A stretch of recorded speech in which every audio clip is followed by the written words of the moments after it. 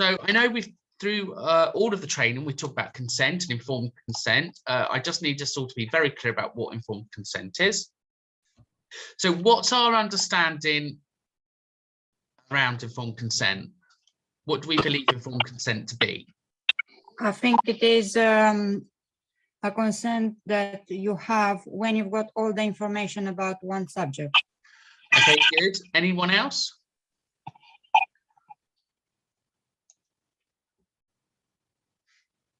So informed consent, as you've rightly said, it is about making sure that you've got the right information for that person to make an informed decision.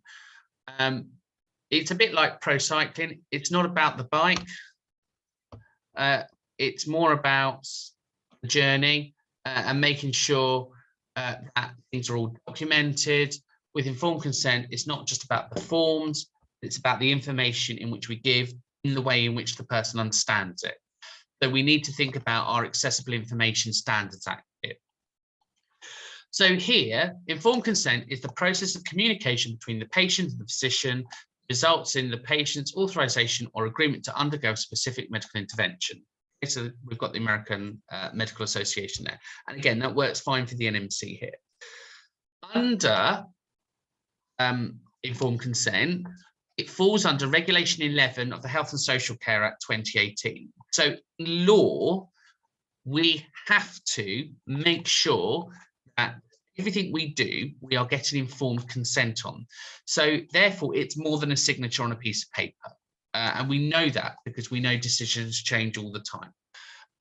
Any skill in which you will be observed of in your OSCEs, you will be getting informed consent before and during the process. So what it means is anything that I do with somebody, I must tell them what it is I'm going to do before I do it. Because you can't say, I'm going to take your bloods today, because I may be thinking, oh, well, how are you going to do that? Are you just going to, do a capillary sample, or are you going to go into my vein, or are you going to do it for my wrist or my heel? So I might want to know a bit more before I give the consent treatment.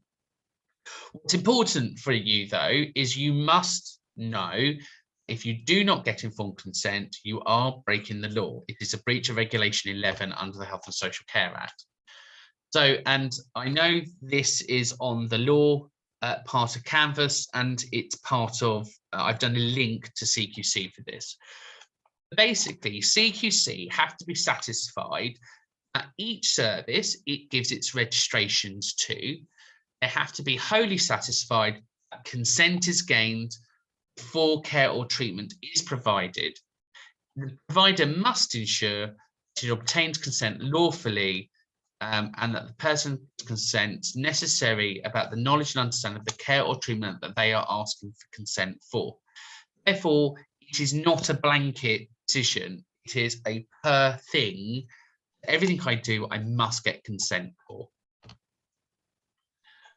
It's an important aspect of providing care and treatment, but in some cases, acting strictly in accordance with the condition, with consent, will mean that for some other regulations cannot be met. For example, if we look around a plan with regards to nutrition, person to care, however, a person must not provide unsafe or inappropriate care just because someone's considered to care for treatment will be unsafe. So what we're saying here is there are exceptions, and that's around the Mental Capacity Act and the right to refuse care and treatment. So we need to make sure for a consent to be legal, it must be under the Accessible Information Standard. So it must be given, the information must be in their preferred way of communicating. And we must make sure that they have the capacity to give consent. So obviously any breaches of that, you can get a warning. It is a legal thing, and CQC could sanction the organisation and revoke registration. So it's quite an important thing, consent. Why do we need informed consent? Short answer, it's the ethical thing to do. So under ethics, you can tell me some of those guiding principles of ethics. Remember the 6 principles or the 3 theories? one or two of them. What were the ethics? Deontology. Yeah. Is it the right to be honest, maleficence. Yeah, absolutely. Non-malevolence, the right to be honest, autonomy. So actually what we're saying is, for it to be informed, it is the ethical thing to do. Okay. It's safety and quality of care issues, it's access to diversity issues, and it's the law. So that's the short answer why we must do it. The longer answer, obviously, satisfaction, you know, because if we're in consent, we're not arguing with people, everything's going smoothly. It does mean that you're working towards higher ethical standards and proper morale and being moral fibers. So again, think about that virtuous theory that you covered in ethics. It adheres to legal requirements and reduces the risk of litigation. So again, it's CQC Regulations 11, so it stops you being prosecuted. It increases the level of institutional quality of compliance and accreditation standards. So again, things like the gold standards frameworks requires consent, personal care planning requires consent, that's fine. And obviously, potentially time and money saving, looking at reduced risk of law. So who is responsible for informed consent? So clinician, so that's you. It's a core responsibility, but it's a team approach. So here we're looking at the entire clinical staff. We're looking at nurses, doctors, technicians, pharmacists, you know, that whole MDT. It's not just down to you, it is down to everyone. It's down to admin, clinical leadership, and legal. So pretty much everyone has a responsibility to ensure that the information we are giving to people is accurate and right. So what that also means, though, just going back there, if you know that you've got a patient who's hard of hearing, or you've got a patient who's got a visual impairment and somebody's showing them a document, you absolutely, it's your responsibility to say, look, how can they understand that? You know, that's not in the accessible information standards, that doesn't meet their needs, they can't understand it. And equally, if we remembered with dementia training and you did that dementia, all that wording was back to front and upside down, so just because it's written doesn't mean that they can read it and understand it either. So we need to make sure that we're advocating for the people in which we're looking after. When is informed consent required? Pretty much all the time. Surgery, anaesthetics, medical procedures. Obviously, for us, the law states informed consent must be provided, so all the time. Okay, so everything we're doing, we should be getting consent for. Why do we need to improve informed consent? So even after signing a consent form, we still need to ensure that they understand what it is we're doing. For them to understand something, we have to talk about the risks and benefits. So for us to talk about risks and benefits to something, we have to have capacity, don't they? Mental capacity has to be there because we know part of our Mental Capacity Act for 2000, the 2015 amended 2019, talks about, you have to understand what I'm saying, you have to weigh up the risks and benefits, and you have to be able to make a decision. And if you can do that, you have capacity. If you can't do that, you lack capacity, and therefore we shouldn't really be getting that informed consent. We need to be looking at other ways. So if I can't get informed consent from somebody, how else can I get informed consent? Under the legal frameworks, Mental Capacity Act. Acting in their best interest. Okay, so we can do best interest. What else can we do? You need an advocate. Get an advocate. What else can we do? Next of kin. Got next of kin. So for them to be next of kin, they would have to have a power of attorney of some kind. Okay, what else can we do?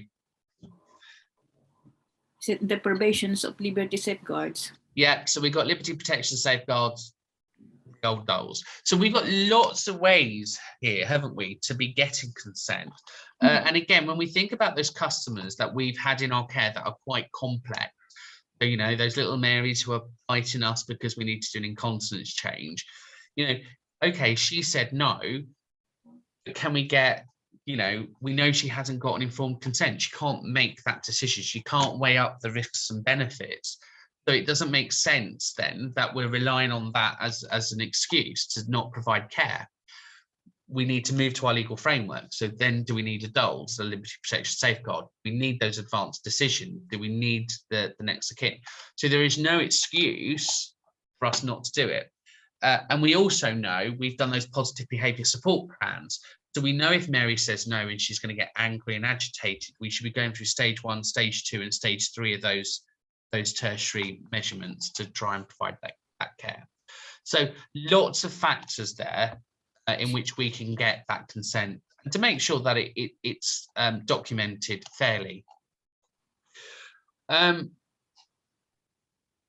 things that we need to think about is the time within the consent given. So obviously, if you've got consent on admissions, how long does your consent last in your service? So is it lasting up to the next review? Do you do a consent at every care plan review? Do you do admissions, maybe 3 months, 6 months, 9 months and yearly? So how often do you do it? And equally, what happens if you're doing a care plan review and you realise consent has lapsed? So for consent to care and treatment, in your statement of purpose or your service users guide, it will state somewhere in there, we are regulated to provide personal care, for example, because most of you will be regulated to give personal care. Therefore, you agree, you give consent for us to give you personal care. It might be in your contracts, it might be in your service level agreement, it might be a council thing, somewhere it's in there. So if that contract then expires, then consent's been withdrawn. Actually, letting care plan reviews lapse or run over review dates is really dangerous, because what it means is consent is no longer valid. If you've got care reviews that are not completed timely, so for example, I'm going to say, Theodora, I'm going to do your care plan review in 3 months' time. If I don't do it on that day, technically, I'm breaking the law, because it means your consent is no longer valid. Because It's a safeguard issue. It definitely would become a safeguarding issue, because it becomes institutional abuse. Because I'm neglecting my duty of care to protect you. So we need to make sure in our care planning process that we've got some safeguards. What we're not doing is going, your next care plan review is 6 months' time, you're doing it on that day. Because if you do it on that date and for some reason you don't do it, then consent to care and treatment has now lapsed. And you are now breaking the law. So if you do a care plan review, always bring it forward a couple of weeks, the date in which you were going to do it. Because if it doesn't happen on that day, you've got a buffer. Does that make sense? Yeah, we have a computerized, isn't it? So when the care date's forward, has yellows, just like a signal. Yeah. So green, yellow, and then red. Yeah, and they're great. The problem that you've got is, even if you're relying on that care plan system, we live in an imperfect world. Dramas happen. People go sick, you're short-staffed, review doesn't happen. So you just need to make sure that you've got enough buffer time to make sure that you don't let consent slip. And even more so, hospital admissions and stuff like that, because actually, if you had to do your hospital pack and your consent has slipped, it means the hospital now hasn't got consent to give care or treatment either. You need to make sure you never let those slip. Okay, and again, obviously, other problems around complex decisions and support around communication understanding. So things around lack of support with interpreters. I don't know whether you guys have problems with that. I know if you work in London area, you'll have a lot of problem with languages, because obviously it's very multiculturally diverse. So again, getting consent can be quite tricky if you've got to get interpreters involved. Okay.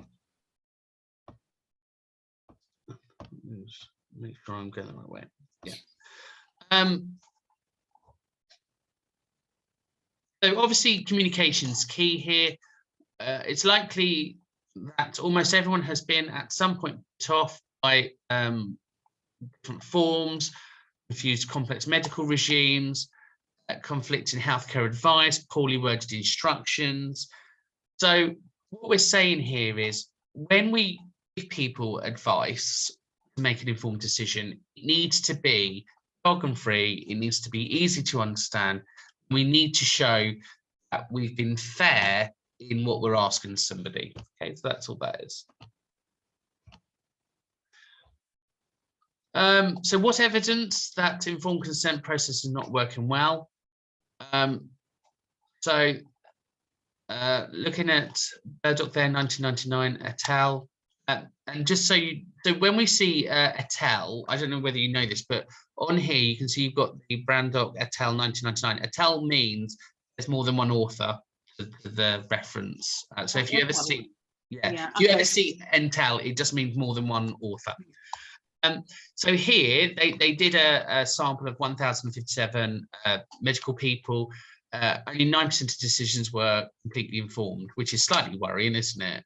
That's quite a lot of evidence there to suggest that we're not getting it right. 20 to 38% encounters were met, had problems around criteria. So lots of issues there still around consent. We're not going to worry about blood transfusions because we're not doing that. Okay, so potential consequences of lack of true or informed consent.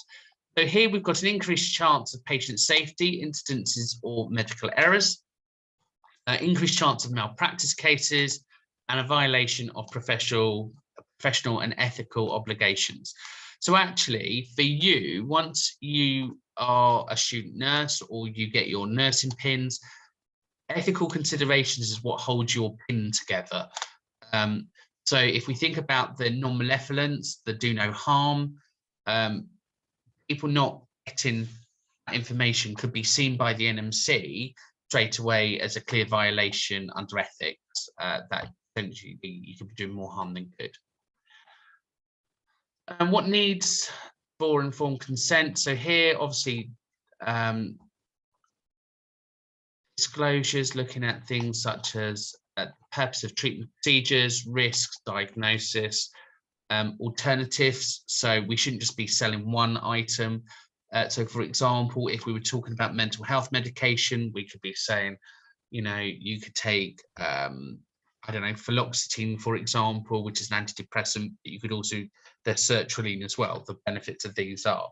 Or alternatively, you might choose a non-medical approach, such as exercise, diet. So we should be balanced with the information that we're given. We looked at risks earlier on in the training. We looked at risks and benefits. We've looked at people making unwise decisions based upon risks and benefits of interventions. Again, that should be all documented. And the risks and benefits of not receiving treatment. So again, if somebody denies having something done, so for example, they don't want to change their pad, we should be talking about the risks of that. You know, if you don't change your pad, you could end up with a pressure sore, you could end up with skin tear, or whatever it is you're going to say. So we must be talking about risks in everything that we do. How much needs to be disclosed? Obviously, it's all down to common sense. There must be a certain amount for consent to be made. So we need to make sure that we're not overwhelming somebody and it's personal centered. So again, going back to those accessible information standards. Obviously looking at all the risks, so risks versus benefits, obviously the information needs to be tailored. So when we're talking to somebody, it needs to be personal centered, it must be tailored to meet their needs, and obviously you must get risks versus common sense in there. What are the main barriers to effective informed consent? Lack of time, because obviously it takes time to explain to somebody, doesn't it? Confusion around what informed consent is needed or when it's needed. Caution, giving too much information. Again, needs to be personal centered, doesn't it? How much can they retain? Then obviously that's fine. Perception of the patient.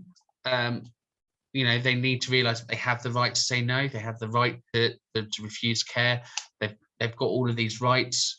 You know, the problem with the aging population, they don't want to cause a scene. They tend to just go along with what we're saying. And obviously patients are unaware that they can refuse.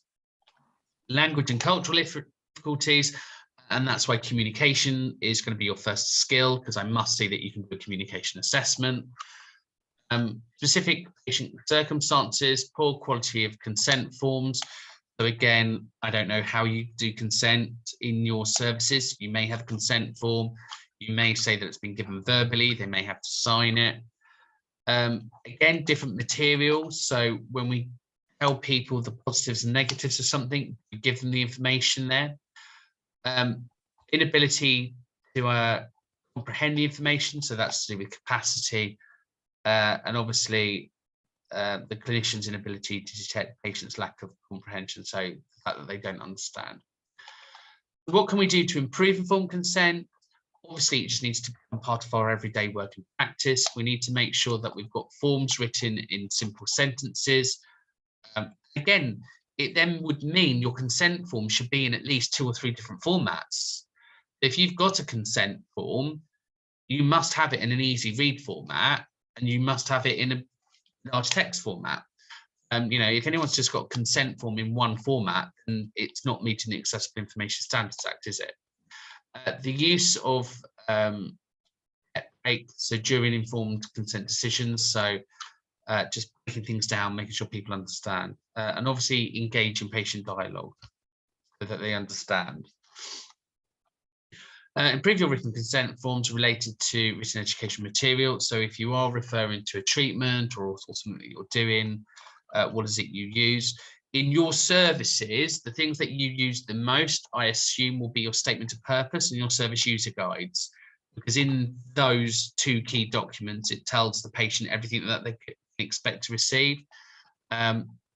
Again, it would be interesting to see what they look like, because different people's needs. So if your service users and your statement of purpose and service user guides are only in one format, it's not going to be meeting the Accessible Information Standards Act. Design and layout, which has worked for some, don't necessarily work for all.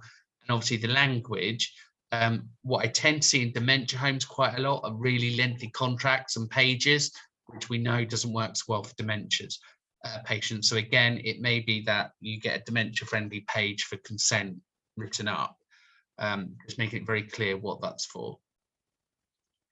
Improved our form consent process. So create the time for it. So if we are going to get consent, we've got the time there to do it. Simplify our language. So we don't necessarily need the written, we could do implied consent. If we're going to do implied consent, is that documented in the care plan? Allow the time for questions, make sure the patient understands, and plan for language assistance if appropriate. Equally, you just need to think about other responsibilities. So when you're working with new staff, you need to train them and support them to understand this process, the fact that they're being personal centered, and obviously making sure all the rest of your team is supported and trained as well.